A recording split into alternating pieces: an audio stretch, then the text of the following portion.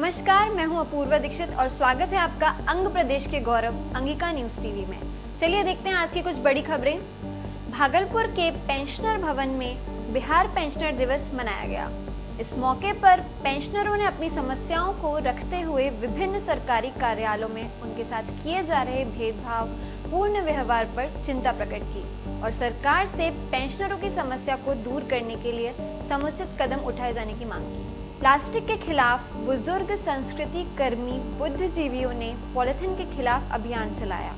भागलपुर के घंटाघर में पर्यावरण बचाओ प्लास्टिक हटाओ के नारे लगाए, साथ ही लोगों को पॉलिथीन के दुष्प्रभाव के बारे में समझाते हुए पॉलिथीन बहिष्कार करने की शपथ ली।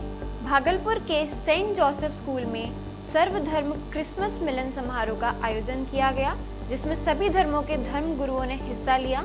इस मौके पर स्कूली बच्चों की ओर से रंगारंग सांस्कृतिक कार्यक्रम की प्रस्तुति दी गई, जिससे वहां मौजूद लोगों ने कार्यक्रम को काफी सराहा। आज की खबरों में बस इतना ही। अंग प्रदेश की बाकी खबरों के लिए बने रहिए हमारे साथ और देखते रहिए अंगिका न्यूज टीवी। धन्यवाद।